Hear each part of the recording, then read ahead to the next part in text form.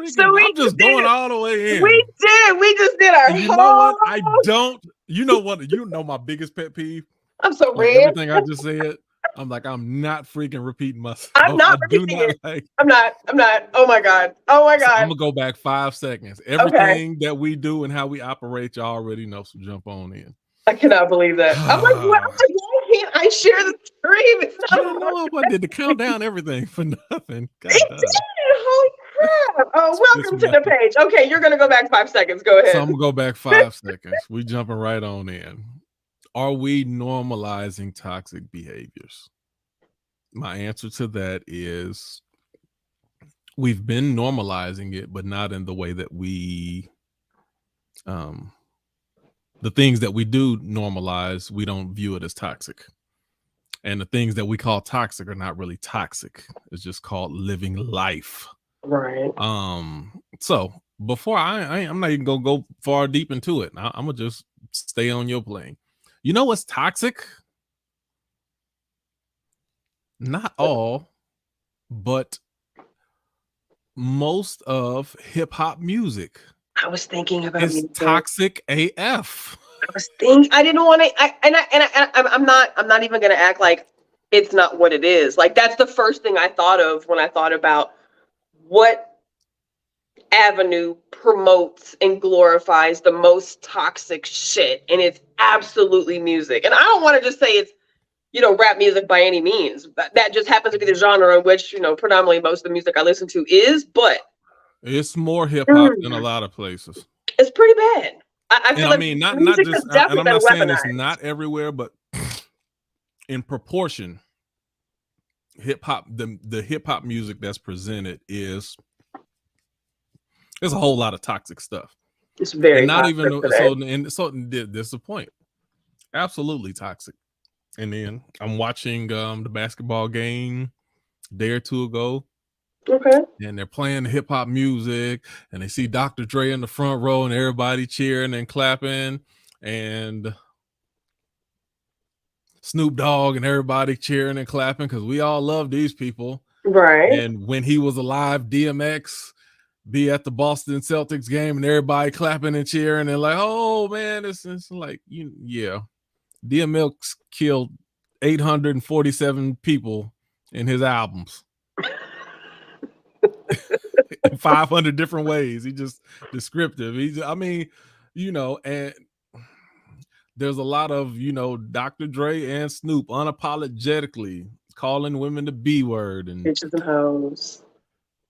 They killing people, and they doing like it's a lot of toxic promotion in hip hop music on a regular basis. Is it fair? Hold on, let me say this. It's always been that way, though, since we're connoisseurs of.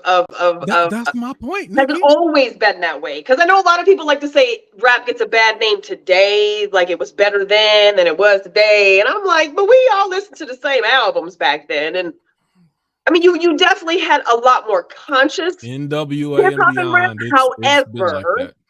I mean, there was always dirty rap. There was always. And you can go back to the 80s, and you did not. The 80s New York rap was more a showcase of skills. Well, it was more hip hop. It was a lot more hip hop to me. It did not promote violence or killing. Right. Or if okay, maybe I'm a suave player, but that don't mean I'm dogging and pimping out women and stuff. Like, no, that wasn't it. So 80s rap was completely different. And then when you had NWA come in, then that was total shock value.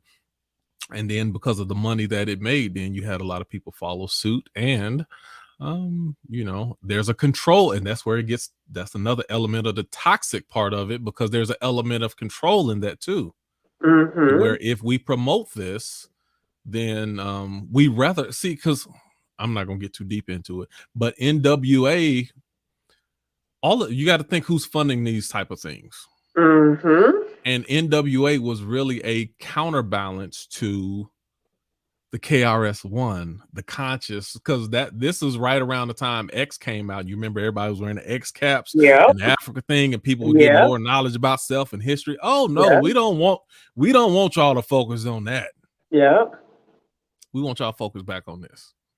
Go back to the bitches and hoes. Yep. And the death and destruction. Whatever we can do to demoralize, dehumanize, and even destroy. From that point, it's hard to find a real conscious, positive rapper who breaks into the mainstream. And if they do, they have to do it independently. Yeah. Yeah. So hip hop is toxic.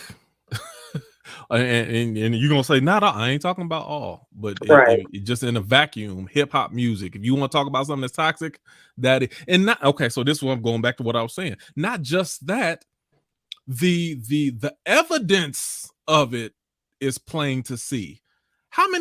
There's so many rappers who done died and got shot and got, from being robbed and other things and having beef with other rappers. You can't even keep track of them no more. Right. I can't even tell you the last 10 rappers who died. And the same ones who promote that same, what Malcolm X called chickens coming home to roost. Don't nobody want to say that, but and it's the same people. Oh, rest in peace. It shouldn't have happened, man. We got to stop this violence. And I don't like talking about the dead. And I won't talk about the dead. Right. But in my mind, I'd be like, I just listened to his last 5 songs. What happened to him sound like everything that he was promoting in them. Murder, kill.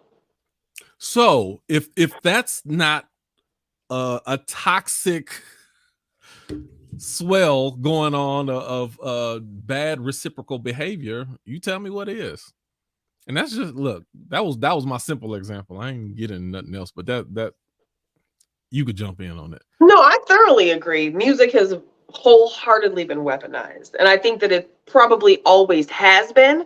I just think that on a much greater scale, because we have so much access to social media and access to information, that we see things on a way greater scale today. We see it so much more frequently than back in the day when we would just watch MTV and BET, and you would catch you would catch videos certain times of the day and certain shows of the day. I think now we're so heavily inundated with low vibrational shit frequency music that it has become the norm. Like, and it sounds so cliche, right? Like, of course, our parents and our grandparents, they hated our music. They couldn't stand our music. They didn't want to listen to some of our music, right? This young people music, woo woo. But like, literally, I've become that person. I have a terrible mouth. I don't generally code how I speak around children. Now I'm mindful of other people's children, and certainly you can use other words, so I do, right? But when it comes to my children are older. I have very frank conversations with my children, so I don't feel like I shield them from things, but I don't let them listen to the fucking radio. Like the one thing that used to supposed to be, FCC screened, and you couldn't say this and you couldn't say that. Like, you could hear the song at the club, but you would never hear that same version on the radio. The radio version was always the clean version, right? Now, right. I don't even want I would rather my kids listen to this shit I listen to than them listen to what's on the radio. And I don't believe in censorship. I believe people should have the right to say, but I also, it speaks to our appetite. Like, why would we have an appetite for that? Although you do have the right to say what you want, how come you as a consumer in mass will support it? Right. And then I saw Paul say it's more than just hip hop. Yes, it is. But let me say this: if we did a versus battle, and me and you, Paul, we're gonna do a versus battle, and we say, I'm gonna take hip hop. We going after the most grimy, violent music out there. I'm gonna take the hip hop genre. You take another genre. And we can go 100 songs deep, and I can give you the most vile, violent stuff. And I guarantee you, me playing hip hop, whatever genre you playing, you'd run out of violent material way faster than I would. because it's an endless abundance of, it's expected violence, killing, murder, misogyny, just all different types of like, and yeah, it's available in all different genres, but not to the level that it is in hip hop and promoted. And then to kind of support what you just said, all genres of music obviously have their own audience.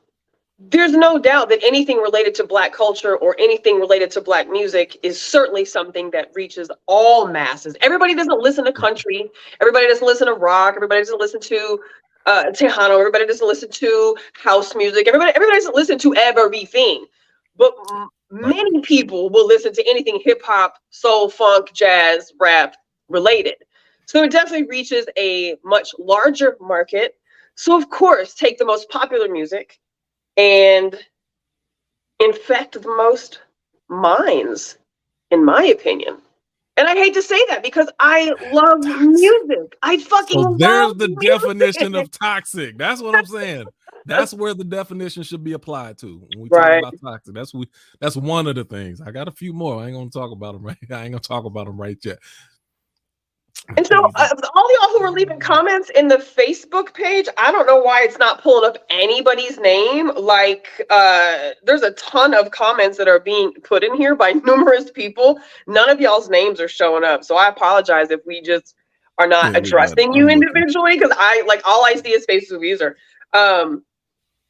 So a comment was made, about it being not just being, hip hop music. And of course, we're not certainly saying that it's only exclusive to R&B or to hip hop and rap music, but R&B music. So something that somebody posted was, do we think that R&B music mostly by women is toxic? And we can talk about the toxic femininity component to this too. Mostly by women is toxic. No, I don't. You don't think that R&B music by women is toxic? Do you? No. Why do you think not? Because I believe there's balance. Okay. So yeah, he did me wrong, he did me dirty, but also I love him so much. I'm so in love. There's still love songs in R&B. I'm a ride for my man. So there's balance. I could say that as much as there's people going and that's really all I think that's fair is if you're gonna do something and you're gonna present it in any type of medium, show it in the full spectrum and full capacity. Right. Yeah, okay. Yeah, it's okay relationally for you to hate me, but do you hate me all the time? Right. You love me too, right? We could talk about the struggle. We could talk about making it through the struggle. We could talk about the struggle and at the end of the road, it fall apart. There's so many different variables in R&B, love, relationships. Just talk about it all. And if all aspects get the same or the proper amount of light, then I think it's fair. And I don't believe hip hop gets the proper amount of shine, or all aspects of it doesn't get the proper amount. As far as it being presented mainstream, you still got Common and you still got Tobe and you still got plenty of dope thinking, positive, conscious people. Right. And a lot of them are not going to get the same amount of shine. They're definitely not going to get the same amount of shine. They don't contribute to the degradation of certainly Black society. They don't contribute to that. So we're not going to give them shine. Q, do you remember the words to that song? He's mine. Do you remember the Smoking Steph? He's mine. But I got him all the time. No, it made me think about so nasally when she was singing. I mean, you got to hold your. He's mine. Man. That's pretty much how it sounded too. What was it? Was it the LMAs? Who was it that sang the? You can have them on the weekends. I want them on the weekdays, or I get them on the weekends, and you can have them on the weekdays. I don't remember what it was, but it was basically about women sharing a man. They've been having them songs since the 60s. So to that question, is women's R&B toxic? Do you think that men's R&B is toxic? Because obviously there was some mention of Chris Brown and R. Kelly and Keith Sweat, and do you identify that as being more toxic than the female written R&B? No, I don't. Because Okay. again, let's go R. Kelly for the raunchy, for every raunchy song he has just as many love songs. He has just as many relationship story songs. He was well rounded, and everybody doesn't do that. But also, I'm just the way that it's presented, the powers that be, whoever the gatekeepers are with R&B, the way it's presented, it's presented in balance. So as long as it's presented in balance and it's not just leaning one-sided, then I think it becomes toxic. See, it becomes toxic when they only feed you certain elements of a thing. Right. So even just like cake is good, right? But even if you took the cake out and then all you did was just feed a person nothing but icing. All it is icing. Now, cake ain't that good for you in the first place, but then it actually becomes damaging to you when all you're doing is just taking in massive amounts of sugar. Right. Like it's not the right balance. And even you eating cake all day without eating food and vegetables and fruits and things that, you know, it becomes toxic when there's not the proper balance. True. I don't know. That was one of my questions. Let me back up a little bit because that was kind of where I was going before we jumped far into this. Okay. Very subliminal. I agree. Without talking about a specific subject or topic, my question is, what qualifies a thing as being toxic? Just purely without speaking about anything specifically, just general. What qualifies a thing as being toxic? For me, my default is literally what I understand the definition of toxic to be.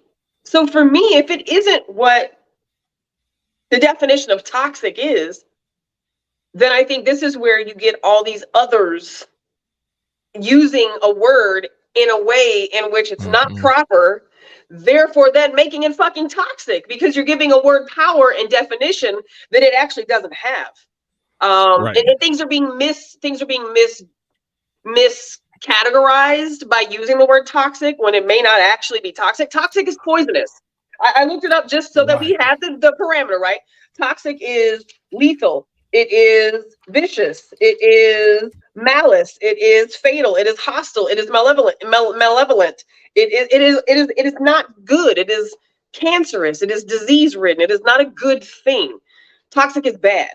Toxic is green. Toxic is that nasty shit growing at the top of the, stagnant water. Like toxic is that. Right. And so that which is, if it's not removed from your system in a timely manner, it like you said, it's lethal, it's poison, it will kill you. And sometimes in some situations, even if you take it in, then it's too late for you to even remove it in time. But I mean, that's toxic. So thank you for that. So what I'm saying is that relationship that you were in where y'all couldn't get along and y'all were always arguing with one, was that really toxic? But that goes to the varying levels of what makes this relationship not a workable thing, right? Is because I could say for me, my definition of toxic behaviors is one thing. You may say something totally different, but are these things poisoning the relationship? Are these things eventually going to lead to the death of this relationship, the death of our love, the death of our connection, the death of our depth of our union? Are these things going to create death down the line? And if that's a yes, even if the fights may not have been bad, maybe you didn't beat me up and I didn't beat you up, maybe we didn't cheat on each other, there's still a lot of other toxic, deadly things that can create corrosion in a relationship. Oh, I got something to say about that. Okay, I want to follow up this question because I already got thought. So then let's dive into that element of it. What qualifies a toxic relationship, or what qualifies elements of a toxic relationship, in your opinion? It's almost like the definition of insanity, repeating the same behavior, expecting different results. So if we keep doing X, Y, Z, and the results are the same, and they're not positive results, they're not solution-based results, they're not results that bring us together as opposed to move us apart, but we keep doing these things, expecting different results, and these things also injure ourselves and our partner, emotionally, physically, spiritually, could be all the above. I think that for me defines things as toxic. To me, toxic is dysfunctional, because dysfunction and toxic, they go hand in hand. I disagree with that. Okay. No, I think anything toxic absolutely have elements of dysfunction in it. But a lot of things that has elements of dysfunction is not necessarily toxic. No, but dysfunctional behaviors not corrected, to me, become toxic, because again, you're repeating these same behaviors and they're not improving, and we're not coming up with solutions. But how come it just doesn't become dysfunctional? I mean, it might be. Maybe toxic was the 2018 word of the year. So maybe toxic just has become the replacement for dysfunctional. But to be completely honest, Q, I never heard people use the word dysfunctional outside of my professional scope, because I've been in the therapy world my whole entire life, right? So dysfunctional has always been a very common term in our household. But like outside of that, dysfunctional was like a bad word. Like you never acknowledge having a dysfunctional family or coming from a dysfunctional family. Now it's okay to be toxic, but like it's bad to be dysfunctional, when for me, I associate those two things very similarly with each other. Yeah, see, for me, I think that goes to show how much we've watered down the actual definition, when most people, probably including myself, look at dysfunctional and toxic as interchangeable. I think we need to get rid of that. Dysfunctional and toxic should not be mentioned in the same, like they should not be interchangeable words. Dysfunctional is something that's not functioning properly. Right. Toxic is something that you need to eliminate immediately. Right. Because it's poisonous. Right. Something that's poison versus something that's not functioning properly is not the same thing. So but if you don't fix the brake line on your vehicle, it may be dysfunctional because it's not functioning properly. Eventually it could fucking kill you. So okay. So again, Nikki. Oh yeah, I got rid of that car. I left it on the side of the road, and I'm done with it. What's wrong with the brake line was messed up? So the brake line wasn't functioning properly. You could just go fix the brake line and still have the engine, transmission, the tires is good. Everything worked fine on the car, but it's not functioning properly because it needs maintenance. Mm-hmm. And for you to say that I have to throw something or discard it or get rid of it because of the maintenance element, I think wasn't toxic. Now, if I'm making up these scenarios, if somehow the exhaust is not going through the muffler properly and is going up into the cabin, that's toxic. That's toxic. That's toxic. And if that can't be fixed, then you don't need to drive that. You need to get rid of the car completely. Like, so, but the same thing can be said for toxic relationships. If you don't fix it, if you don't put maintenance into your toxic relationship, and that means both y'all gonna have to go to some individual counseling, right? But like if you don't put maintenance into the areas of your relationship in which you feel toxic behaviors are causing problems, you're gonna have that car stuck on the side of the road. Okay, so my hope, by the time we get to the end of this conversation, my hope is we don't even use that term toxic. We look at it as dysfunctional. So again, things that are toxic, I don't believe if it's toxic, then it shouldn't even be worked out. You know what's toxic? I'm going back to my car analogy. A stolen car. That's toxic. Right. That's gonna get you in jail. And there's nothing that you could, it don't matter how good the car is or what maintenance, right. You just it ain't put gas in it, oil change. You keep driving in this car is gonna lead to your demise. A stolen car is toxic. Ain't no way around it. Now, if you need new tires, you need new brake line, that's dysfunctional maintenance, but the car belongs to you. And there's things that you can do to make it properly and legally function again. So again, to tie those two together, an abuser, a physical abuser in a relationship, that's toxic. Right. We don't need to fix that. We gone. But can it be fixed? Do you feel like it can be fixed? I feel like, well, no, okay, let me say it like this. Because with maintenance, I know. Let me say this. I feel like there's nothing a couple can do to fix that. That is a person's individual issue that they need to work out with themselves and God or whoever else. But saying, oh, we got an issue, we need to know, we don't need to fix nothing. You got a problem. And we need to separate completely. If you do your work, like Yanla said, and fix that issue, depending on the type of person the other person is, they may decide to revisit it down the line. But you cannot continue trying to work on physical abuse in a relationship. There needs to be a complete separation immediately. I agree. So that's a definition of toxic to me. Yes, toxic is absolutely abuse in the relationship. Physical abuse in the relationship is definitely toxic. Emotional abuse in a relationship is absolutely toxic. I think and not just emotional abuse as far as words, but emotional abuse as far as isolation. Absolutely. Where people try to, no, you can't have your friends no more. I don't need you talking to your mama. She don't like me in the first place. I don't need you. All of that stuff where people try to isolate, that's toxic. I would encourage people. That's a relationship you need to get out of. Well, and when I think of toxic too, emotional abuse, that's where like manipulation comes into play for me. The constant gaslighter,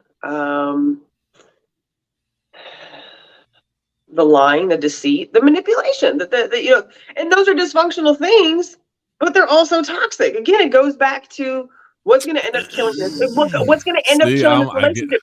Because no matter what relationship you get into, you're never going to have a successful, functional, healthy relationship if you don't fix those toxic behaviors. You may have one man or one woman who puts up with that shit more than the next person does, or the last person did. If you don't fix those dysfunctional behaviors. Dysfunctional. If you don't fix those dysfunctional behaviors, if you don't fix those negative behaviors, if you don't fix those non-productive behaviors, if you don't fix the poor communication in relationships, I think there's a lot of different definitions we can give that's not toxic that I think are more applicable.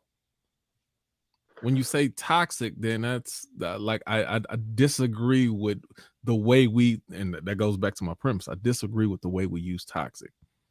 You say, oh well, it's toxic behavior. We need to get rid of it, or we need to no. I don't call it toxic. And let me say the reason why I'm such a stickler on this. Let me go here. The reason why I'm such a stickler on this is because I believe, for instance, some people have developed manipulating habits over the course of their life, maybe from their parents, maybe from the way that they had to go about getting things that they want or need in previous relationships. You can develop, you being a manipulator does not mean you're necessarily toxic. That means you have some bad traits, you picked up some bad habits, you have a bad mindset in how you like to maneuver communication to work in your favor. Those are things with the right communication and built up trust and self-awareness that you can grow through, become a better person, and ultimately have a productive relationship. So there's not everything that I call toxic, because sometimes people use the term toxic and that's their way to exit out and excuse themselves from the work of communication that it's always going to take in a relationship. Every time you just he was manipulative and he wanted me to do this and he was controlling and he didn't want me to go here and here, so I just had to get out of it. you excuse your part and your role in the relationship that you could have learned. And what happens is the next time you go into a relationship, you didn't learn the lessons that you should have from the last relationship, and you're still a poor communicator. Mm-hmm.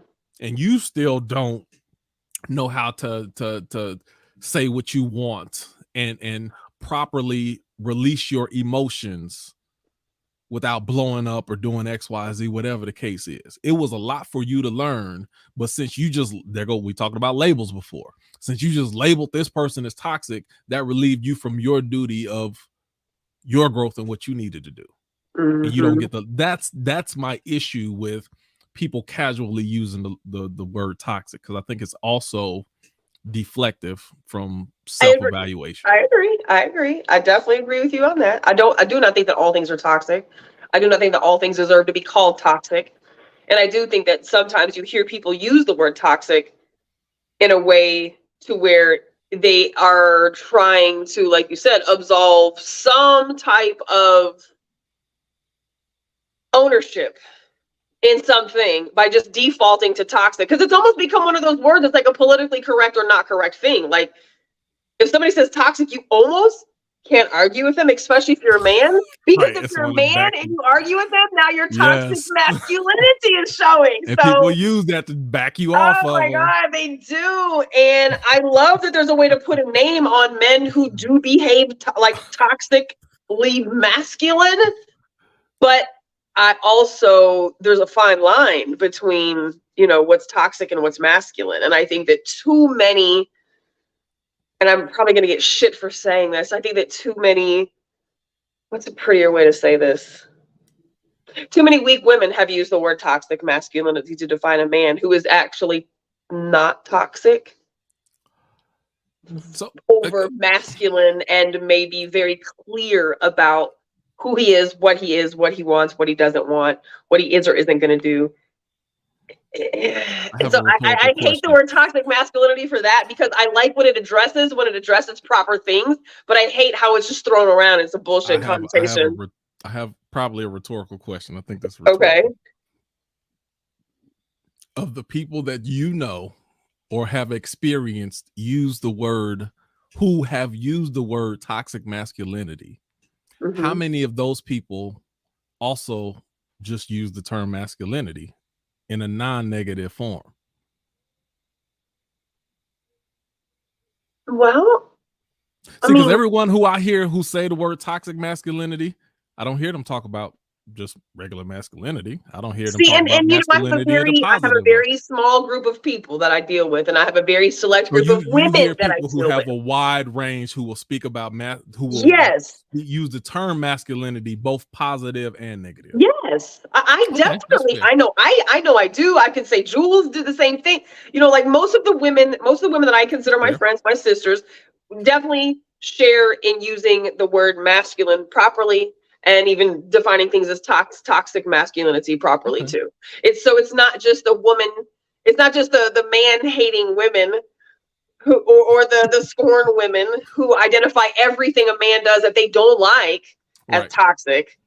Because then my argument was about to come, like, for the way that I hear the term used, there is no masculinity except for toxic masculinity. Like the only time all masculinity is just toxic. Right, because that's the only time I hear that term used, is if we're talking about toxic. But you said you have different experiences. But I know what experience. But I know what experience you're talking about. I know those women too. I see those women all over social media on a daily basis. They point anything that a man may say that is fitting the category of gender roles. That's toxic masculinity. Okay. And you know all about gender roles. I fucking love gender roles. So I love getting in those conversations because I support gender roles. I don't have an issue with that. Go ahead, what you were saying. This is a question. I don't know which way you're going with this. I'm gonna throw it out there. Is it time that we retire or bury the term toxic masculinity, or does that need to stay? No, I think that it still deserves the attention, but I think it deserves defining. I think it deserves clarity for people, because it's been used by so many feminists, because it's been used in so many arenas where it is bitter or scorned women referring to men in ways in which it's well beyond abusive types of patterns. I think that it's been given kind of like this fucked up connotation, but in its true definition, toxic masculinity does need to be addressed. It does need to be eradicated. All right, so give me, let's define these things. Okay. Give me examples of what could be considered or should be considered as toxic masculinity. Well, I wrote down 11 examples that the interwebs gave me today. All right, so let me put my glasses on because I can't see. I mean, and I don't want to just rattle these off, right? Because I want to be correct. So it says certain behaviors associated with harm to society and to men themselves. Unchecked aggression. So unchecked aggression, angry, leading with an angry spirit, an angry heart, an angry energy, aggressive, confrontational, unable to. Hold on. Slow down. Try. You said unchecked aggression. Unchecked aggression. I'll let that sink in for a second. These men typically have anxiety. They typically have high blood pressure.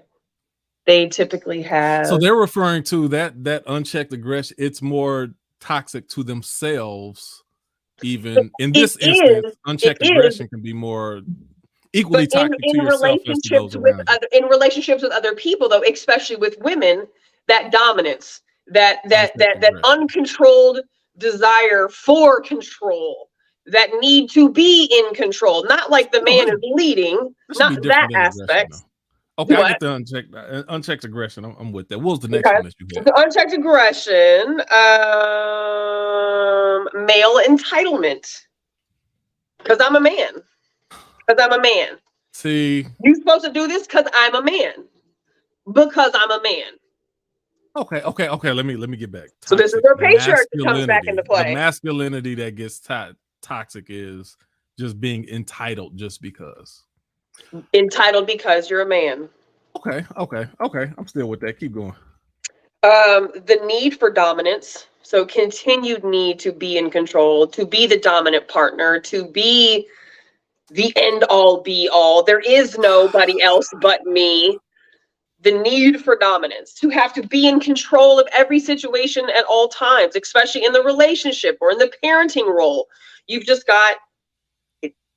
I'm not sure if I call that toxic. I'm not sure if that's toxic masculinity.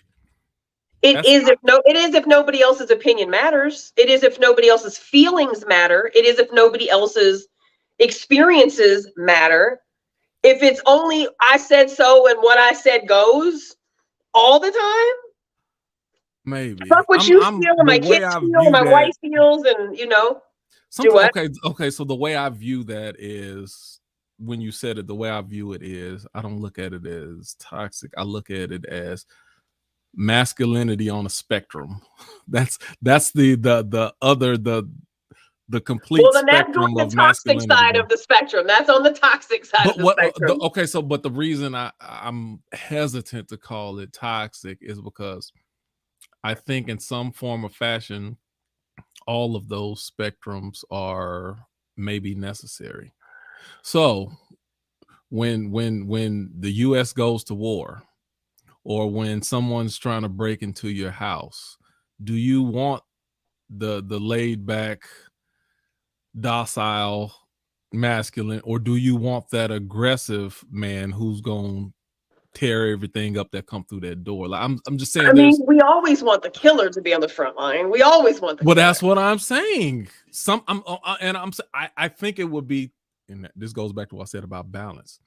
I think if all men operated at that alpha dominant, we'd have blown the world up already. It just wouldn't work. But I think spectrums of different type of masculinity, I think it's necessary for balance to some degree. I'm hesitant. I'm not saying yes or no. I'm hesitant to call that toxic. And so let me present to you like the child. the child perspective, right? The children's or the woman's perspective in a relationship with somebody. Let's say that your husband, your leader of your home, is this man. It creates a space where how I feel doesn't matter. It creates a space where how I feel is not validated. It creates a space where it just doesn't matter how anybody else feels except this person. And this person could be wrong. That doesn't matter either. This person probably is not going to apologize, because why would I apologize? I, like my dad would always say, I brought you in this world, I take you out.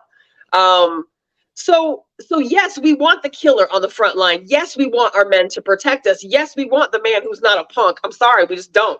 I don't. Yes, we want the man who is not afraid of the dark. We want the man to lead first and pull the trigger. We want you to get out of bed and go check on the noise. Yes, we want that to happen. I don't think that necessarily has to be the same thing as the desire for dominance, in the aspect of it's literally my way or the highway. Nothing you say or do is going to affect how I treat you, how I hear you. And so for me, that creates the dynamic in that family of,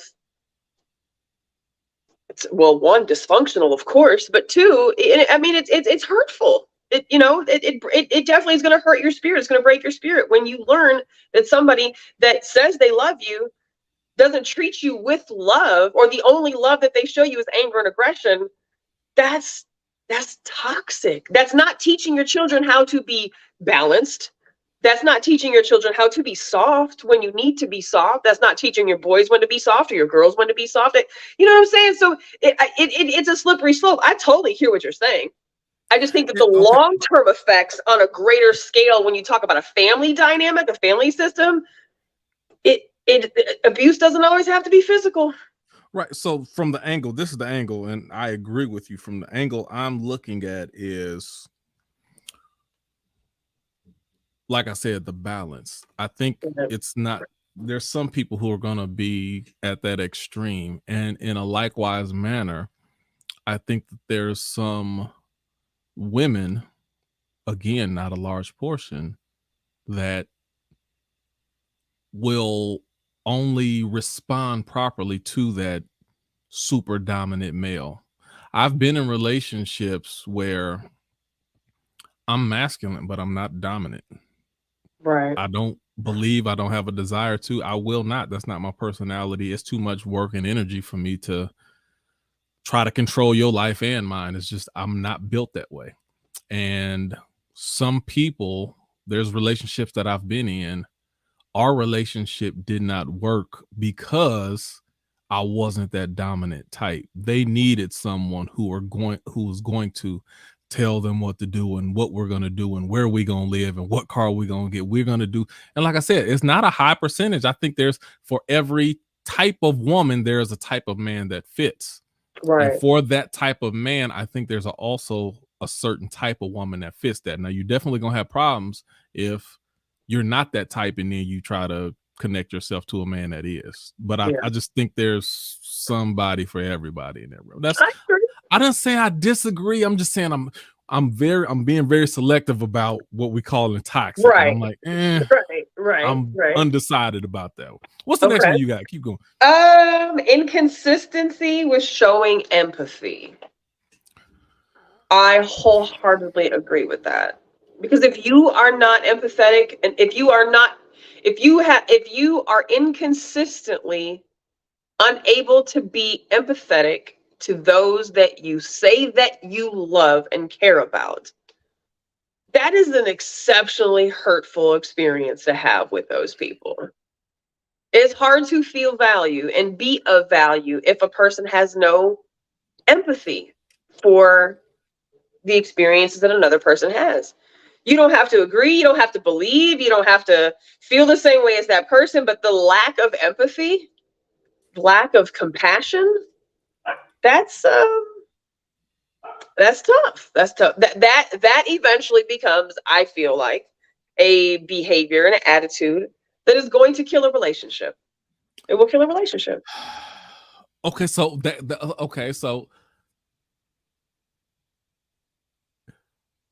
the relation like relational toxicity and toxic masculinity, I'm trying to divide the two. There's things that I do believe you lacking empathy. I can go with that being toxic for a relationship.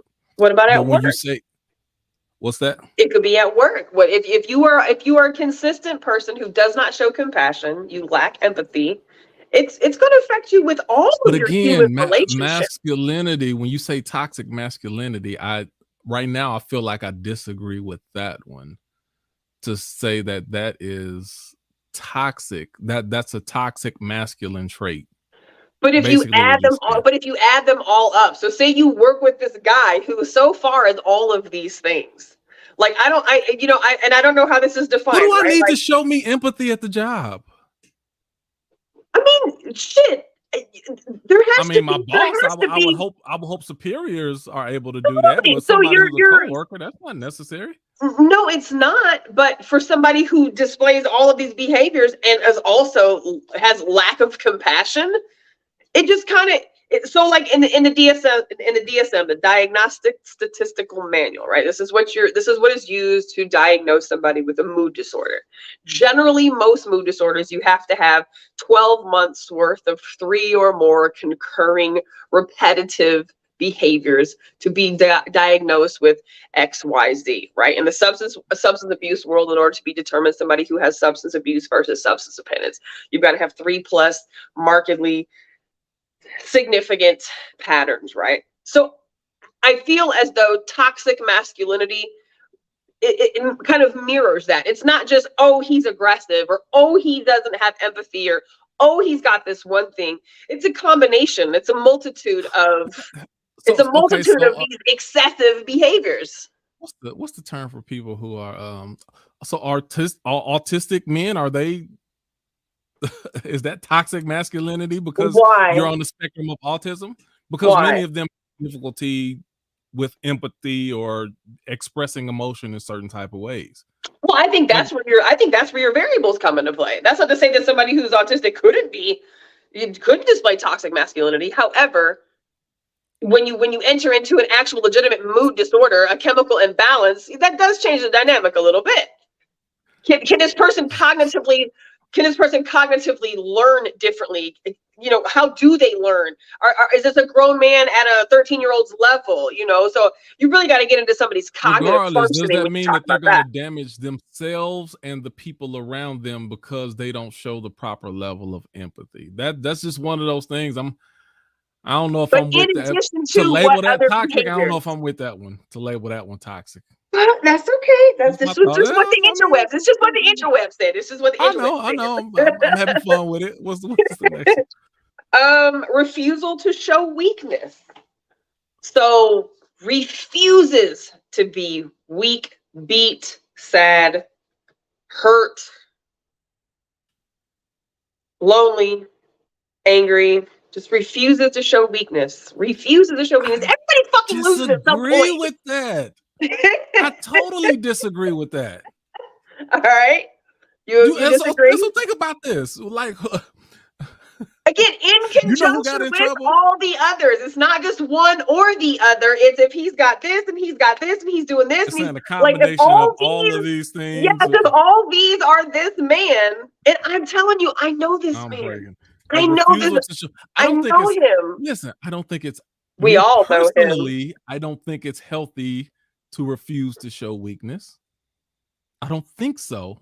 Right. But I wouldn't call that toxic. The presidents don't show weakness.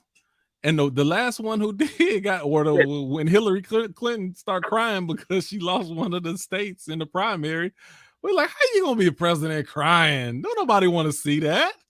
That's fucked up. That's fucked up. So I can't cry. Like I can't have emotion. Cry. I can't show emotion. You know. And not only that, you the suppression of emotion is not okay. You cry because you lost Iowa and you lost Iowa, New Jersey in the primary, and now you crying. Nobody. It's not. I cannot label that toxic because a person refuses to show weakness. But if you refuse to show weakness, but I can't say it's healthy all the time, but being something, not me looking at it as healthy and saying it's toxic. That's two different things. Agreed. Again, this is one of where I think that people, some of this stuff that people try to, that's the problem. We try to throw all of these categories, say up toxic. I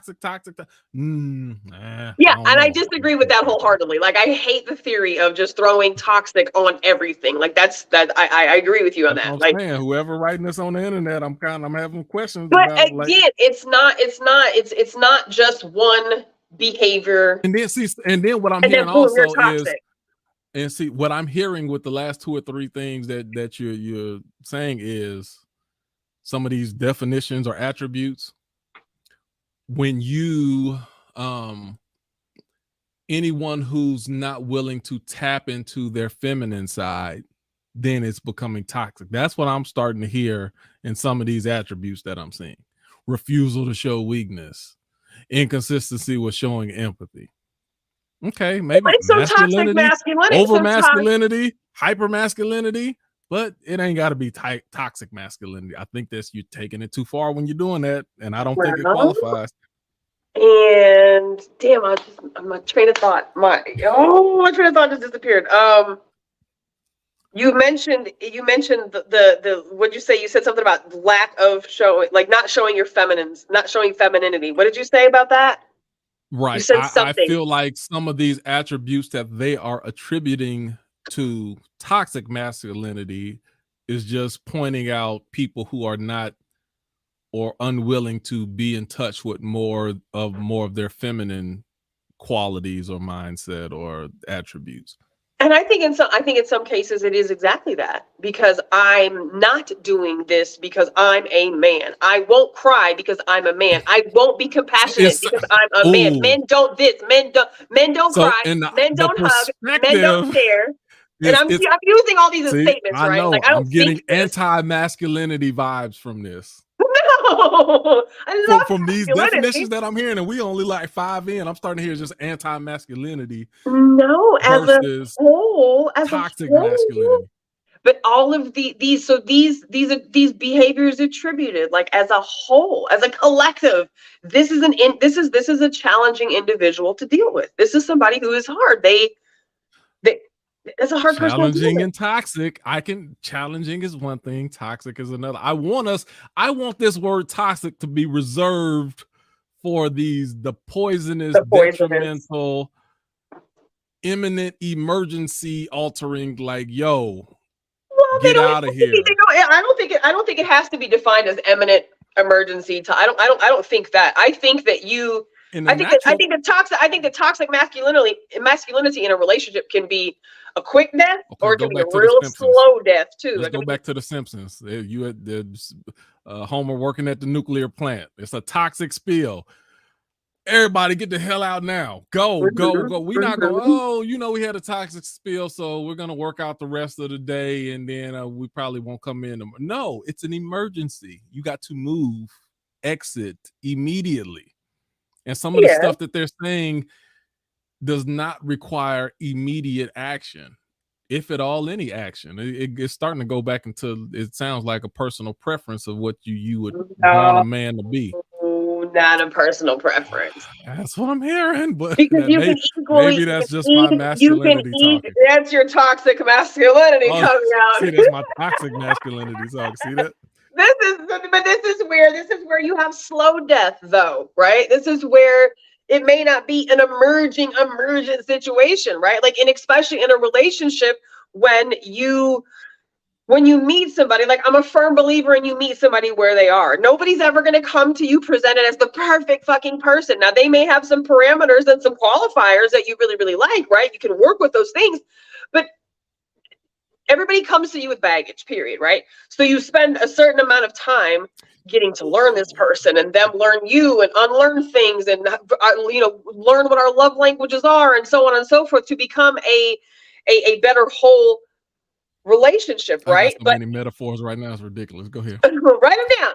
But if those behaviors of unchecked aggression, and never sympathetic and compassionate, and male dominance and male privilege, and if those become the lead in this man in the relationship, there's going to be a slow death involved. You can hang out for a while and you can tolerate for a while if you choose to, but eventually you can't get anywhere with this person. And their dominance, their control, their anger, their aggression, they're usually a bit of a volatile person somewhere in there. Doesn't mean they're always physically abusive, but can be the person who's always yelling and hollering and screaming and cussing and demeaning and doesn't apologize. And yes, those things are all dysfunctional too. So it goes back to, for me, is dysfunction the same thing as toxic? You know, you said it's not. I said that they probably borderline on the same types of definition. But it's a slow death. So it's not a fast poison, it's a slow poison. Okay, and those are just a couple that the interwebs, you know, listed at that. Let me say this. Because you're talking about the things that are a slow death. If we're talking about the slow death toxicity, in those situations,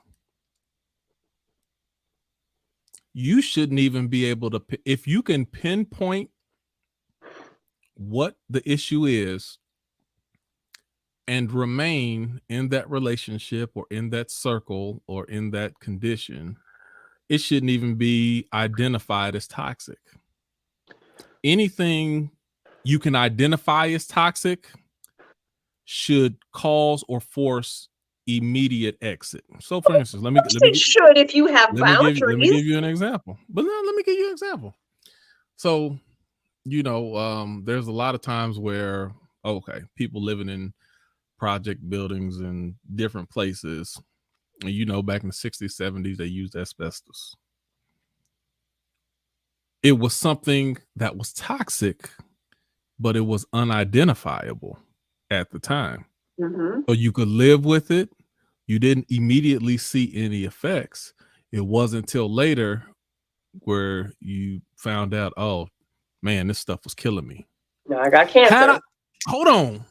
But had I known that back then, I'd have been out of there. Or would you? Could you afford to move somewhere else? Could you move your children? If you know you're gonna die, then yeah. I mean, a lot of people do shit that they know they could die from, that they still do, because it's never gonna happen to me. So you got cognitive dissonance 101. It would trigger an immediate response. So my point is, some of the stuff people are calling toxic, if you can identify this thing and it doesn't force an immediate response, I would dare say it's probably not toxic. Oh, I disagree. If it was, it would provoke an immediate response. Now, let me say this. Now you can. That's unfair. That's toxic masculinity right there. That totally skirts the actions, and it puts the onus on the person who is the fucking victim of one's toxic behavior. Because now I'm supposed to be responsible for leaving, which yes, I am. And if I have my boundaries intact, and if I'm not codependent, then I'm the fuck up out of there as soon as those red flags present themselves. No. Hold on, Nikki. Let me just stay on the get out the relationship. The fact that he can still bring XYZ. Get out of the relationship correlation that I'm putting. Just let's stay in the natural environment right now. Okay. If you live in your house and there's a notice that something's wrong with the water plant and there is fecal matter in your water, are you going to continue to drink that water? No, of course not. Because once you realize that this, no matter how much I've been doing it, I realize something is truly toxic, it forces an immediate response or refrain or whatever. Whatever I'm doing has to change because I've identified that this is toxic. What I'm saying in the same like manner, if you can pinpoint something is toxic in a relationship, if it's truly toxic, it will force an immediate response or action. to a person who is healthy and has boundaries and is not codependent. I think comparing environmental factors that you could tangibly swallow and kill you versus, oh, I'm gonna love your to wellness is another. That's a whole different ballgame. Yes, it should warrant leaving immediately. Well, like if you're a crackhead and you dependent on it, also, if you're dependent on that poison. I don't understand your relevance. My agreement with you is something can be toxic, but if you are dependent on that which is toxic, crackheads, smokers, right? You know it's killing you, but you have a dependency on it, so you still continue to do it, even though you know it's killing you. Mm-hmm. In those situations, and under that, I would agree with you. But then the question becomes, what's really toxic? Is it the cigarette or is it you? Is it the crack pipe or is it you? Which one is it your mindset? Which one is toxic? Or maybe it's both. It generally is both. So again, Nikki, so that's what I'm going back to, Nikki. My issue is when people just try to label something as toxic and they step away from it as if they have no accountability to it. Then they don't learn the lessons, and they didn't realize that they're also. So the simple thing, a person will get out of leave an abusive relationship, or an abusive relationship will just dissolve, and they'll say I was in a toxic relationship, and then they'll go back and get in another one, and not just get another one. They'll find someone who has those same tendencies and get back into an abusive relationship. That's what was abuse. it the person or was it you? That's what abuse does.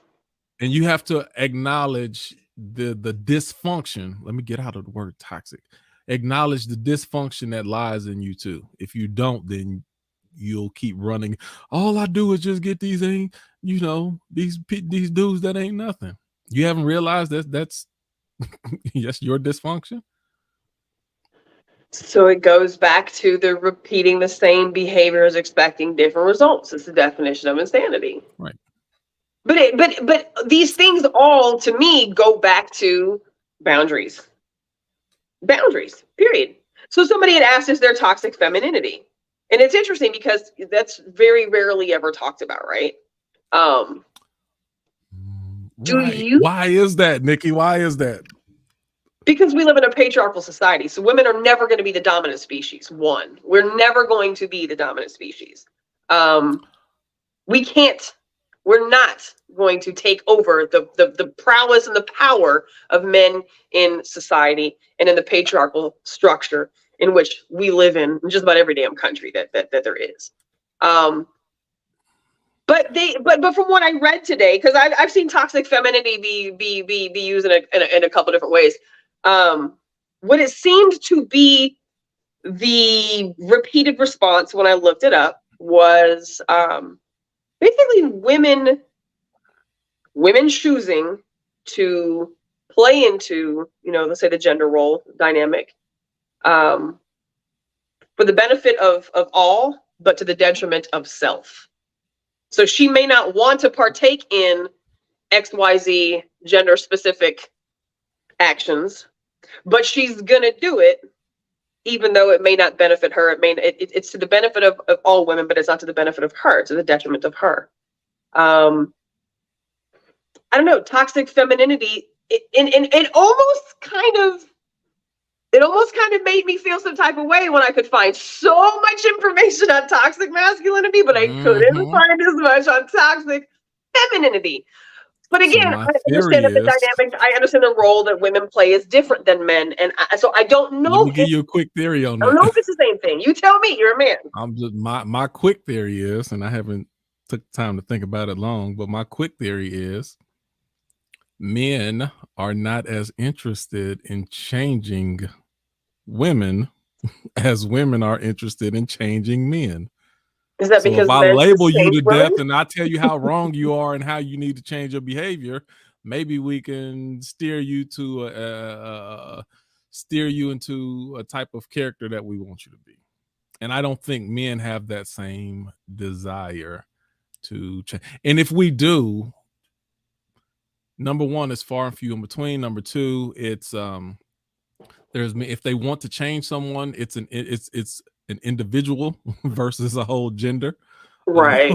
Right. And number three, it's not a consensus, or it's not it's more of an exception. Not even an exception. It's just not a strong enough.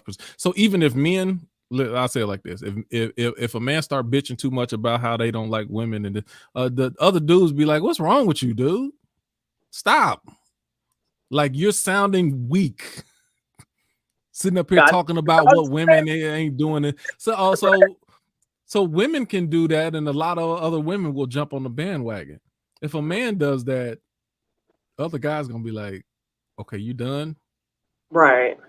And in addition to that, men who overly focus on that, it's hard for them to stay in the presence of other men, because other men don't really tolerate that type of weakness in their presence.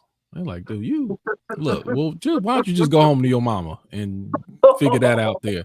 Like, we just don't have a lot of so either we will talk harshly directly to you, or we will remove ourselves away from you. Like, nah, he can't hang with us. He on some other stuff. Because he bitching and it's not the same thing as venting. That's not the same thing as venting to you? Hold on, keep talking. I'm gonna grab my charger. No, it's not no. Okay. Bitching and venting is no, because venting is obviously I know the difference between bitching and bitching, but it just made me think, like, because men vent, men gather, and men talk about venting stuff. You can't vent in general, and if you do, you very limited on how much you can. So if I'm a vent, I'm gonna vent about my personal relationship. Okay. I'm gonna vent about personal experiences, and not just, oh, woe is me because all the women of the world act a certain way, and it's just not a man. It's not a manly quality. And I'm telling you, those type of people, if you I go back and think about this. If you run into those type of people, whether they're just your friends, but if they have that mindset about how women are and what they don't do and this and this and that, I guarantee if you look around, they don't have a lot of male friends. Okay. They hang out with predominantly women? Yes. Or they hang out alone, or they hang out around. You can't have a lot of, you're just not. It don't work. Okay. So yeah. So the toxic femininity, that's probably never going. And if that ever becomes a thing, then God help us, because that means that means women have pulled all of the masculinity out of men to the point, we don't want that. I don't want that. I shouldn't say we, because I can speak for nobody but me, but I don't want that. I would love there to be more masculine men. Y'all don't know what y'all asking for, and then when y'all get it, then you're gonna be like, oh man, what happened? No, I prefer a masculine, manly man, but I don't want a toxic man. I don't, and I don't think any of us want a toxic partner, but there's a fine line. Like, I think that my neighbor is a very toxic man. And I say toxic man, then I guess that's the same thing as toxic masculinity, but I just identifying one person. I think he is an absolute toxic man. He is his energy is just always angry. Like, even when he's supposed to be happy, like, and we're having funny conversations like the neighbors, he's like, even his funny is angry. His funny is angry. His energy is angry. His spirit just feels angry and aggressive. Okay, so Nikki, his fucking son will come outside, and they, like, you can tell that they, like, have knockdown fist fights at home. Like, his women, like, when he was married, and this one chick that he used to be with, I think she had some little kids that weren't his, and, like, they were always fighting in the yard and running after. Like, he's very kind in the aspect that, like, he'll watch your house, and like, if anything were to happen, like, you could ask for help. So he's not friendly. He's not neighborly. He just has a very, it's not even an alpha mentality. I actually think he's probably very weak, and that's why he acts this way. But he's very dominant and just has a very controlling, aggressive energy about him. It's very weird. So like, the very first time I met him, I was like, oh, he's angry. He's angry, man. And I don't know. I'm asking because I really don't know. Right. and this is where a lot of my pushback is coming from throughout this show. Is that can we attribute it to masculinity, or is he just an angry person? Well, I mean, if you're just angry. So that's what I'm saying. If I'm a man and I'm angry, if you're just angry and you're choosing anger to be how your spirit leads, I think that's toxic. It's toxic to you for sure. Hold on. Not my point though. My point is, does the label of masculinity, when we say toxic masculinity, should that label apply? Because like I can make the argument, I know women like that too, who just angry all the time for no reason. So is that toxic masculinity for a woman who acts the same way as he does? Is it toxic femininity, or is, it's just a person with anger issues? Like I'm confused about how that gender label gets attached to it, just out of an emotion that can go either way. I guess because in the masculine scheme of things, that's man shaming. That's women who just try to man shame people all the time. No, I think in the masculine scheme of things, like man is the head. Man is the head.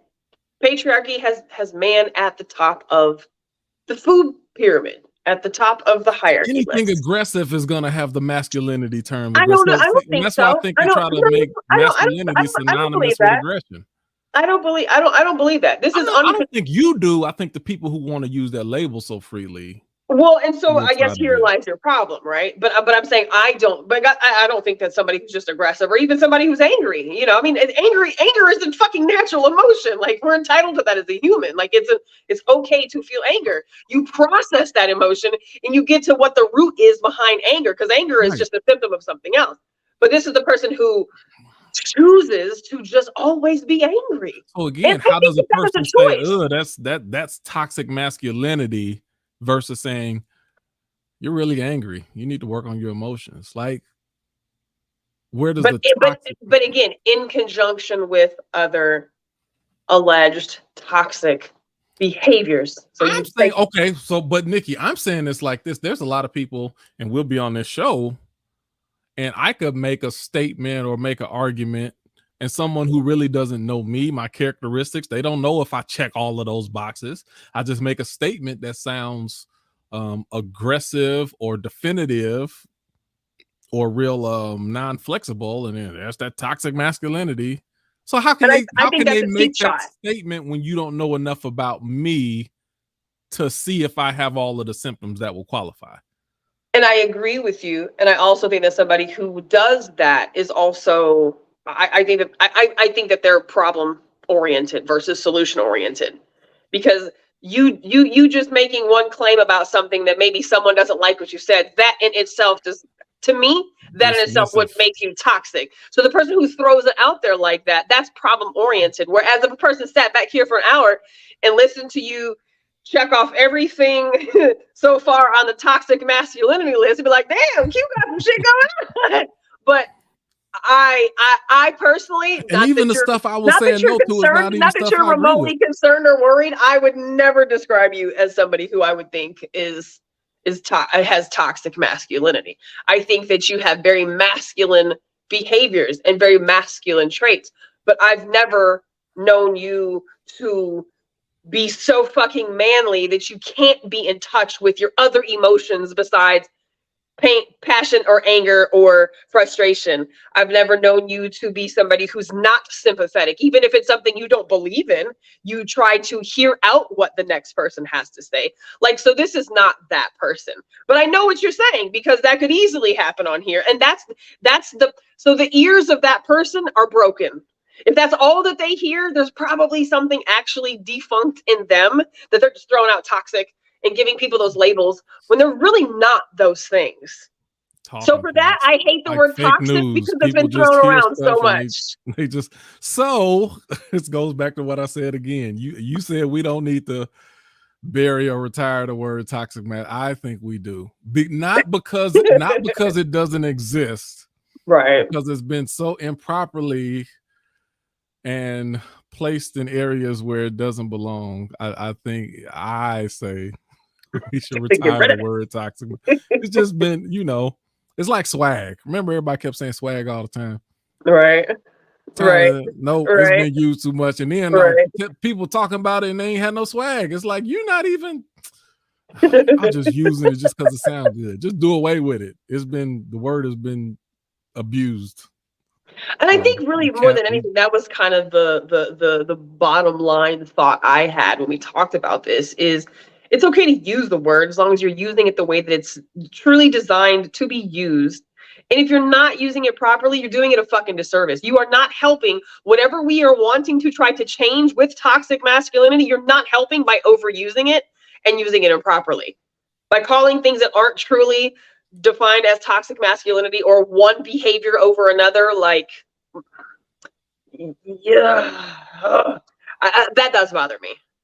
So the constant that bothers me. As we wind up, I'm gonna go and give my last couple things that I feel are really toxic that we don't. Okay, yes, you tell us, man. Tell us, male species. What do you feel? I talked about hip hop music.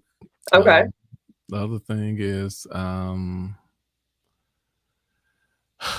Jesus, these relational TikTok, Instagram, little short video clips all this stuff always giving these little relationship pointers and advice and observations. I think it's toxic AF.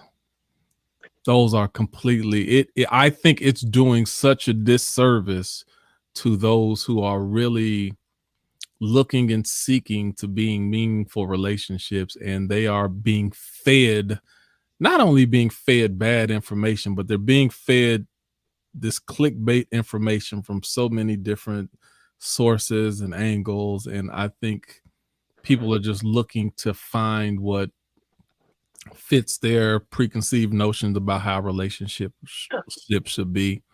And I think it's damaging the potential of real communication between men and women, because now give me an example of just like one of the most recent things that you're referring to. Oh, hell. Let me go. Because you're not talking about like the relationship coaches, right? Like you're not talking about the Kevin Samuels and you're not talking about them, are you? Everybody's trying to be to some degree. I'm even talking about him to some degree. Okay. But the only reason I'm not talking about him as much is because he would do full shows, and if you choose to, you can get context. I think the shorts in general, these little 15, 20 seconds. How are you going to get real relationship advice in proper context in a 20-second clip? Right. I think it's damaging more than anything. And then I see the one, well, men only can find women when a woman do this and this and that. And then if you need to find a man, then you should find somebody in this and this and that. And he got to have the bag, and you need somebody. And they'll give you like 3 or 4 points and run it down in 22 seconds. And then a woman or a man be like, yeah, that sounds good. That's right. That's like the devil. And what I mean by the devil is, it's from that angle, it's the devil is the part of your conscious that's tapping into what your desires already are. So they're not saying nothing profound. They just tapping into that part of you that wanted to hear that in the first place. Okay. All right. Yes, you had the angel on the shoulder and the devil on the shoulder. The only reason that it was a hard conflict, because I mean, the little angel on your shoulder supposedly was telling you what you probably should do, but the devil on your shoulder was telling you what you actually want to do. So that's all. I don't mean actual devil, but I mean that's what I mean by that. That's your inner devil speaking what you already are thinking and wanting in the first place. Okay. And you're getting validation from a bad source. I think it's ultimately, I think, and maybe I'm getting more of this, and I think this is part of my problem, because I do another, like in a singles group, I do a relationship podcast.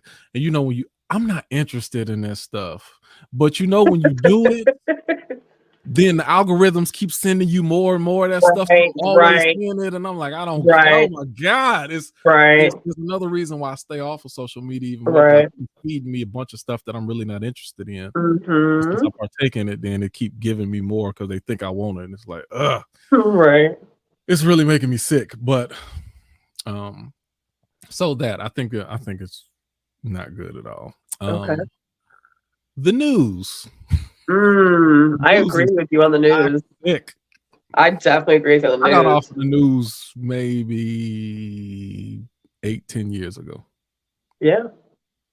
And I think one of those things, I think maybe after it was way before George Floyd. It was like the Alton Sterling and the when that type of stuff was happening. Yeah. The Colin Kaepernick, all of that type of stuff. And I just started to see the propaganda.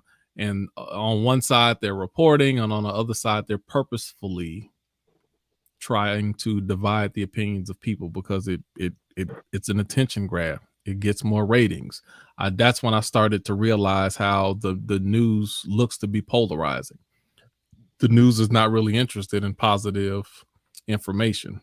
No. And that's two different things. Not just positive. They're not interested in being positive or actually giving you information. Like none of that. It's sensationalism. They want to pull your emotional strings, and they want to make you feel some type of way. Well, it's called programming. It's called programming for a reason. Yeah. It's exactly what it is. It's literal programming. And, you know, I just talking about the news, I mean, none of this isn't the news, but it's like a daily talk show. I was watching The View was on TV the other day when I was still home, and I don't really watch TV much. You know, I'll watch some shows and I will go to the movies, but I really don't watch TV much. And I'm like you, I hate the news. I get my news from the social media. And there are a couple independent news outlets that I do subscribe to. So I try to get feed from, you know, non-agenda based places. However, so The View was on, and as I'm getting ready, I'm listening to it in my room, and all I'm hearing them is all basically, and I posted about this, they want to take everybody's guns, basically. All the women on The View think everybody's fucking guns need to be taken.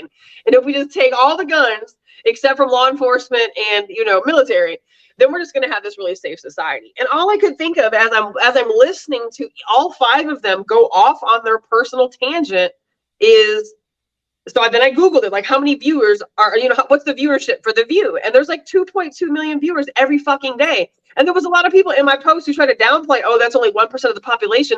2.2 million people listening to the same fucking message over and over and over and over and over by women and faces and mouths that they love and respect and feel like they associate with or they agree with on whatever philosophical level they want to. That is dangerous rhetoric. Because what they were saying wasn't necessarily factual information. It was 100% opinion based. And they're really jumping to the points of like, and you know what killed me when you said that, because I was thinking the exact same thing. Number one, I don't watch the news, but I ran across something, I think on YouTube, but you know, because they put clips of stuff on the news, and I think I didn't know what somewhere I think in North Dallas where they just had a shooting at a mall or somewhere like that. That was South Texas, but Allen, yes. Was it Allen, Texas? That's South. Anyway, I believe it was South on Texas. that. I thought maybe it's Dallasway. I'm sorry. Maybe I'm thinking McAllen. I'm bad. Because I think it's a Allen, Texas, and a McAllen, Texas. I'm thinking McAllen. I'm sorry. Right. I think Allen, Texas is like North Dallas. Okay, my bad. I'm sorry. But it made me a little sick, and it reminded me that's why you never watch. You know, I saw it. So it was like a 10-minute clip of, I think it was Fox News or someone else like that. But they talked for about 90 seconds about what happened, and then they immediately just turned it into a gun control conversation. Oh yeah. And the part that like really made me sick is like, y'all don't even care about these people. No. This is just another way to bring up a talking point that you want to make about whatever your stance is on guns. Y'all don't care about people. That's why I don't watch this stuff at all. Nope. And by the time within 3 minutes of the conversation, the focus really had nothing to do with an incident of people who died less than a few hours ago. It had nothing to do with that. It was just talking points about the Second Amendment. That was it. Well, even so, what, the week before, 2 weeks before, the other shooting took place where the woman had went to her neighbor's house to tell him to basically stop. He had an automatic rifle and he was target practicing. He was shooting on a Friday night. She went over to his place to tell him to like quit. Dude flipped the fucking switch. Ended up going to their place, shooting and killing 5 people in the house, including an 8-year-old kid. And so, and I believe this was in South Texas. All Latinos and Latinas involved. And the very first fucking thing that Hot Wheels comes on and says, if you know who I'm talking about when I say Hot Wheels, that's our governor of Texas. Hot Wheels comes on and says, basically something to the effect of them being undocumented. It wasn't about prayers and our thoughts go out to the families of these, of the families of these people that are killed and the children. It was, they're undocumented basically first. And so like the sheriff of that county, I think it was the sheriff, he's the sheriff or the mayor, but I think it was the sheriff of the county, and usually good old boys don't usually, come out and speak against another good old boy. And this good old boy came out and he was like, I don't care what their legal status in this country is. He goes, they were in my county and there's a kid who was killed. There are people who are dead. But even when he said that, the last thing he said after his statement was, all of my prayers and thoughts go to this 8-year-old child. Rightfully so. Absolutely, I agree. But what about the other people that lost their life? We don't care about them now because they're undocumented? We only care about the kid? So the programming aspect to these channels, these sources in which we get our information are absolutely dangerous and very much toxic. I agree, because it plants these seeds, and then somebody who doesn't have healthy boundaries or proper tools is going to manifest these thoughts and these feelings and these behaviors, and they're going to become law. That's just what it is, and you can't tell them no different. Yeah. So, well, my last one, I don't really believe it, but I just don't like it. And this is one of the times where I would improperly use the word toxic, but reality TV is borderline toxic, and it's just. You think it's borderline toxic? I think it's hella toxic. It's like well, I say it's damaging because or let me say it like this: for people who view it as real, it can be toxic because you are looking at. See, the difference is if I'm watching a movie, I know this is fiction. I know this is a story, but when someone portrays, that's the same thing with people try to make the argument about hip hop music versus, well, actors do this and Robert De Niro shoot people, and y'all say, well, we know that medium is fake. But everything about what you're doing, you're portraying it. You're portraying that is this as your actual life, and that everything is real. Mm-hmm. And for people who don't know how to decipher difference, it makes that they're taking on that experience as being real too, especially when you're speaking of it from an environment that they actually live in. Right. Anyway, I think hopefully and that's why I said partially, because I think reality TV, I hope most people understand the fakeness of it, but maybe a lot of people don't. And if you don't, then you look at these situations as being real to life, and you try to see yourself or live your life through a lot of these scenarios, and it can be, it's one of those damaging things. And then you look at people who appear to be living a certain way and having certain type of things, and they going on vacation all the time, and you think that that's the type of life that and you find yourself trying to mimic something it's not real. Right. The conversations, the arguments, the relationships, it's scripted. It's actually scripted. Super scripted. I think reality TV was hella detrimental to whatever happened in the last generation between us and the next. Like the acceptance of how argumentative women are and how confrontational women are and and how it portrays us. And that's when I remember I kept talking about the balance. So even that, even how the Black woman is portrayed, oftentimes it lacks balance, because you're talking about love and hip hop, Housewives of Atlanta. You're seeing the people who are not privy to our community. They see us a certain way. Oh, and absolutely. then they'll even try to respond to us, you know, and that's one of the, man, you know, what's up, bro? Hi, sir, how are you doing? Like, I don't know how many times I have to do that. Like, I will recorrect them because people will come at me a certain way based off of how we're projected. And that's intentional What's up, too. Bro? What's up? All those shows are just as intentional as hip hop music is. Right. The same fucking people who are allowing these records to be made are the same people who are allowing these tables to be flipped and these women to have knocked down, drag out fights every reunion episode. And I mean, I get it, it's entertainment, but I don't know. Is it? Like, I don't watch those shows. I can't watch that shit. Like, shit is revolting, to be completely honest. For me, the problem again is not so much that, but when that's at the forefront and we already lack representation, right, that becomes our perception reality, right, for people who looking from the outside in. And unfortunately, that's how they're going to treat you. Yep. And that's when you rightfully get your ass whooped. But then you blame it on the show and the music. But I agree. I was trying to think about how TV and movies, you know, played a part in toxic behavior. So I'm glad that you mentioned reality TV, because for whatever reason that didn't come to my mind. But reality TV, I think, is hella dangerous, very toxic. And I think that those who are engaged in watching reality TV, I think that by omission, you do pick up some of that shit when you watch it long enough, when you study it long enough, when you assimilate to it long enough. Like, you know, that's to say you can't watch trash TV. That's fine, right? But it's all for entertainment purposes. That's just dangerous. Yeah. All right, I got everything out. I don't know. You got any last? We hit 1:30. We were supposed to be. No, we did talk. There was toxic positivity, which I thought was interesting.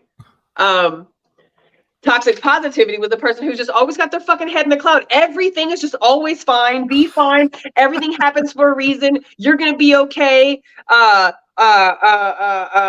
the phrase I hate the most? I'm trying to wrap my head around toxic positivity. Because what toxic positivity does, you think that's a real thing? Toxic positivity? I do, because what it allows you to do is not address the real emotions. It allows you to deflect. You don't have to be in the moment. You just get to live in this la-la land that everything happens for a reason. And I'm a firm believer that everything does happen for a reason. But I also feel how I feel. You go through what you go through. You process all the emotions. It isn't just fucking happy-go-lucky all the time, and everything's just going to be fine, happy, happy, fine, fine, happy, happy. You have to process your good days and your bad days. You have to feel how you feel.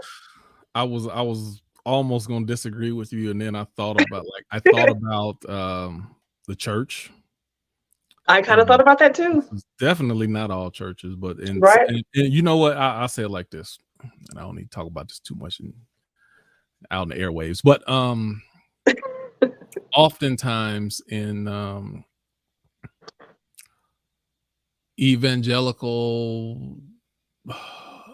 more evangelical white evangelical churches, oftentimes they will lean to that toxic positivity as a way to not deal with the realities of life. I can agree with that. And that's, you know, it's one of those things. Oh, you know, listen, yes, you should pray, but prayer should not be my initial and only answer to everything. Right. We need to talk about some of the injustices that's going on in this world. We need to call out racism. We need to call out sexism. You can't just sit there and say you let God handle. No. We not. That's that. And see, and I think when when positivity is done properly, it's always a good thing. But when it's done to mask or deflect from reality, then it becomes toxic. Absolutely. So I do agree. I agree. And I thought that toxic positivity the first time I heard about it, I was like, and this was years ago. And I was like, what's wrong with, positivity? But then I thought about it, and again, in the therapy world, the professional therapy world, if you don't tend to your emotions, right, they manifest into something else. And, this is where you have a crippling inability to cope with life on life's terms. But you walk around nonstop with a smile on your face. Everything's good. Everything's good. Everything's good. And I do believe that sometimes you do got to fake it till you make it. This is not that. Right. This is the person who will not address anything and just defaults to happy, happy, happy, happy, happy. Just going to pray about it. Just going to. Right. And so. Yes, you do have to manifest, and you do have to have the energy, and your head has to be on right to be able to get to that place, but you still have to feel what you're feeling. If you don't, that shit don't go away. So yeah, so I'm glad you said so. Even in my mind, I guess another way to frame it, the optimum expression of positive wouldn't be so much happiness as it would be mental solutions. See, because I could be like, man, I ain't feeling where I'm at. I'm upset right now, but I wrote down a few things, and this is what I'm going to do. Right. Moving forward to fix some of these. That's being positive. And I know people who are always positive because they're always looking for solutions and looking for growth and looking for betterment. That's a constant state of positive versus just trying to be happy and be nice. And say the right thing all the time. You could say the right thing and be ignorant and be dismissive and be condescending, and you can. So I just like positive attributes didn't necessarily have anything to do with how nice and how much you smile. Well, think about somebody who, if you are just constantly responding with nothing but positivity, like you're actually not listening to me either. If I come to you and I'm pouring my heart out to you, and all you can tell me is if he brought you to it, he gonna get you through it. You know what I'm saying? And we should pray and we're just gonna like it totally invalidates how I feel. You're not listening to me. And you may not have an answer, and I may not be coming to you for an answer, but I'm coming to you to have a dialogue so you can help me process how I feel. Right. And if you cannot give me anything other than this generic cardboard, everything's going to be fine, that is like I think that's really dangerous. I think that's a super emotionally detached person. I would classify that as toxic. Would you? Yeah. Yeah. Because not only that, you're a person who's in that environment or around those type of people as their circle of influence, it's stunting their growth. Absolutely. Because you need to grow healthy. You need to go through certain emotions. You need to feel hurt and pain and be discouraged and like all of the natural human emotions. You have to feel them and process them, like you said. And in that, when you properly learn how to do that, then that's what makes you stronger versus let me hurry up and mask this as quick as I can and let me just ignore it or let me find distractions to get away from it. Let me just like that. That's you're not listening. That's that's what Jasmine Sullivan, some say, hey, you just gotta let it burn sometime. Right. You can't, some processes you can't speed up. So even when I've gone through certain things, I don't tell, it's just like, hey, it sucks. And it may suck for a while. And it's going to hurt. And it'll be a lot of nights you ain't going to get no sleep. Right.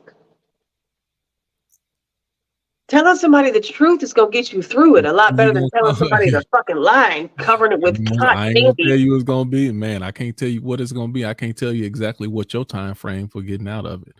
I'll just let you know. I'll be here with you.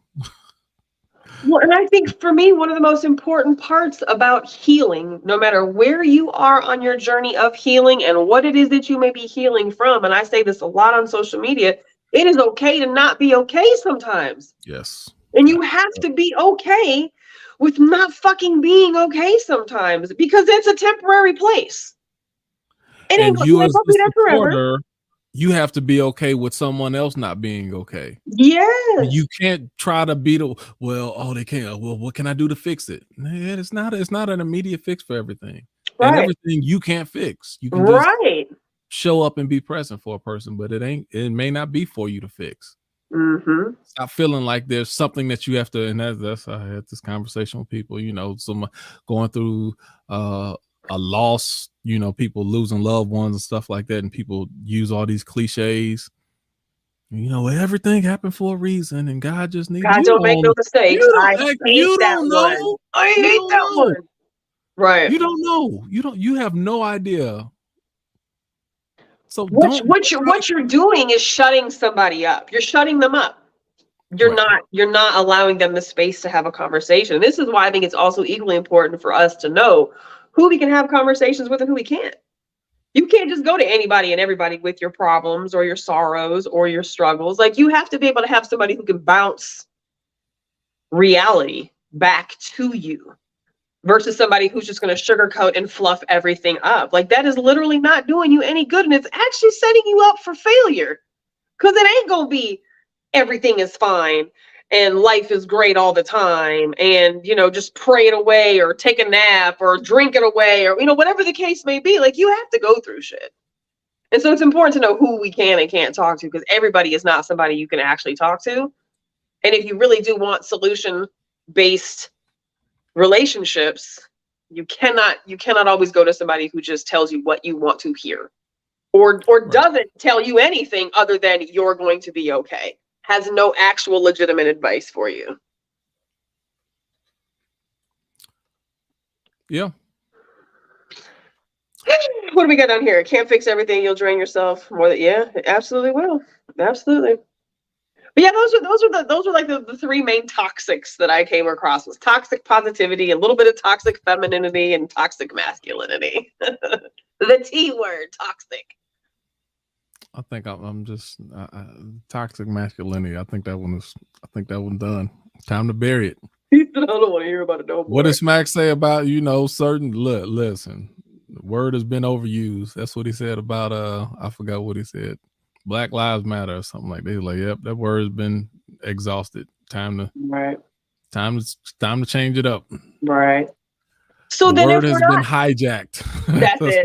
Hijacked. So if we're not gonna be referring to specific toxic behavior as toxic masculinity, then what do you suggest that we call it? What will we call it instead of that? I mean, we obviously called it something before, or did we? So what do we call it now? Now that we identify some of the behaviors and we know that it's not just masculinity, there's an actual toxic, damaging, poisonous component I think it relational dysfunction. If you because when you're talking about toxic masculinity in the form of in a relationship conversation, relational dysfunction, or in a non-relationship setting, then it's dysfunctional communication. Because that's really what a lot of the stuff people, when men or people say certain things, really is that's dysfunctional communication. Yeah, the way that you're communicating, or the spirit that you communicate, is dysfunctional and it's not productive. Agree. I just feel like too many syllables for somebody to say, then oh well, too bad. Masculinity ain't too many more syllables than that. Right. I don't know. I don't know. I just feel like, for me anyways, I look at toxic masculinity as certain specific behaviors that obviously not all men have. So all men wouldn't qualify as having toxic masculine behaviors. But I think that those that do qualify as toxic masculine behaviors are absolutely toxic behaviors that men do. So to me, it's, even though I said that toxicity and dysfunction kind of go hand in hand, I think that toxicity is more significant than just dysfunctional. But so, okay. So I just was curious what we should call this, or So what you that's think. what I would call it. And also, even as I'm thinking about that, the reason why it would be better is because whether it's on purpose or not, I think that term toxic masculinity, especially when it's referred in a response to someone saying a certain thing, it comes off as labeling a person versus the behavior versus highlighting bad statements or bad communications or bad. That's why I say. So when you say that's dysfunctional communication, that's less of an attack toward the person versus I'm challenging your statement, what you're saying, the action versus the person themselves. I think that in itself is more productive than just saying, well, that's toxic, or you're toxic, or because that's you're more connecting it to a person versus the action or the word itself. Right.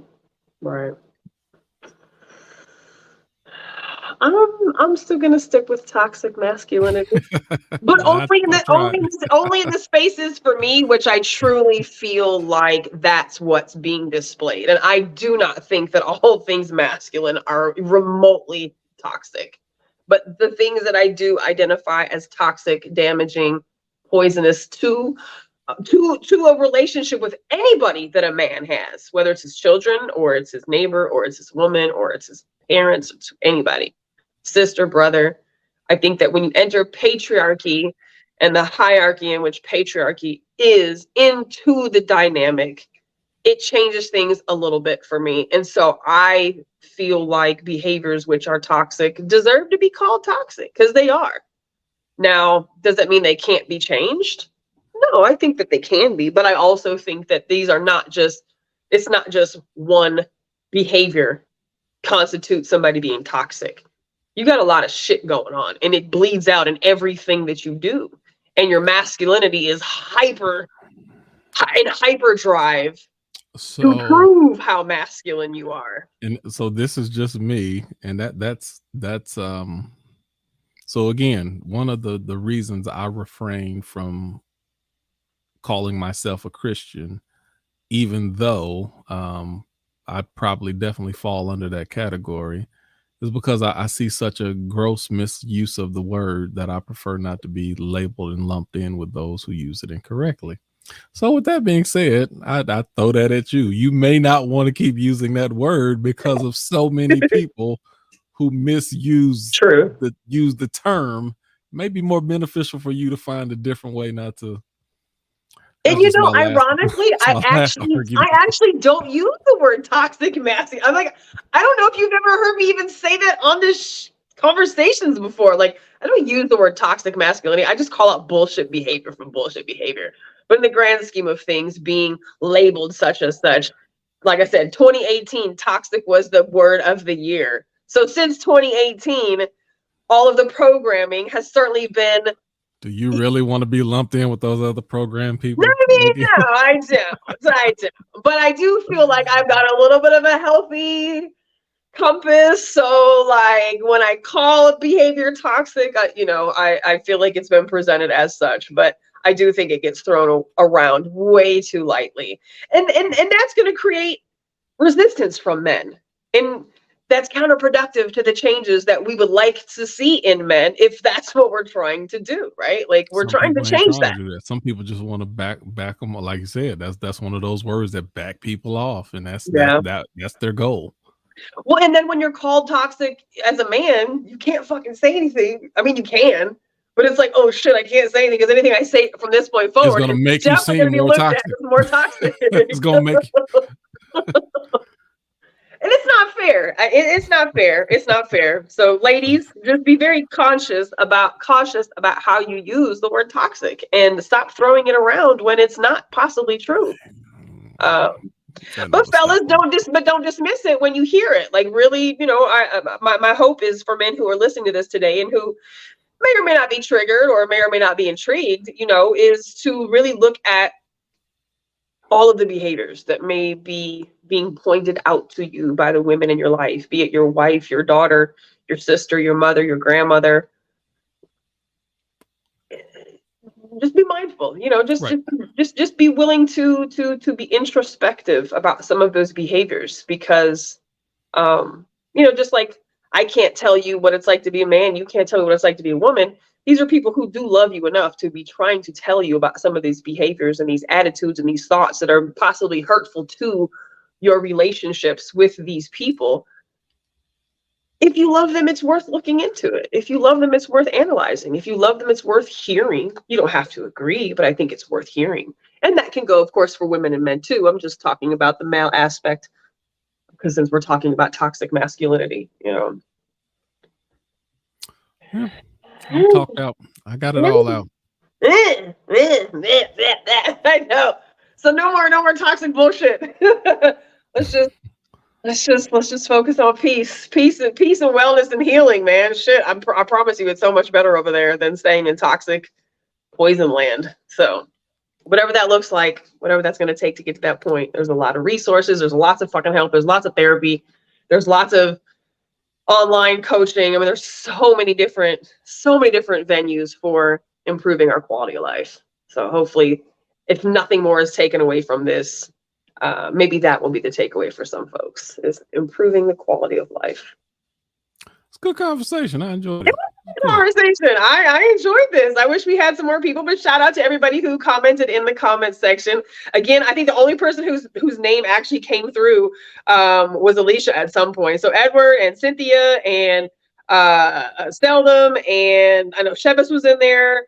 Coach was in there. There was quite a few folks in there. So we appreciate you guys for watching with us tonight and engaging in the conversation. It was great points in there. Hit the share button, share. Join the YouTube channel if you haven't. Give us some topic ideas. I do appreciate some of y'all have been sending me some thoughts and ideas and been tagging us on some of the posts. So we really do try to talk about the things that you guys recommend for topic suggestions. So, you know, we would like for you to join us when we talk about your topic that you suggest, but we do try to always, you know, once you suggest something to us, we do try to talk about it, you know, fairly quickly. So shoot us your topic suggestions and tag us on stuff that you see that might be good for us to talk about. And all things considered, we'll see y'all next Tuesday. Have a good night. Good night.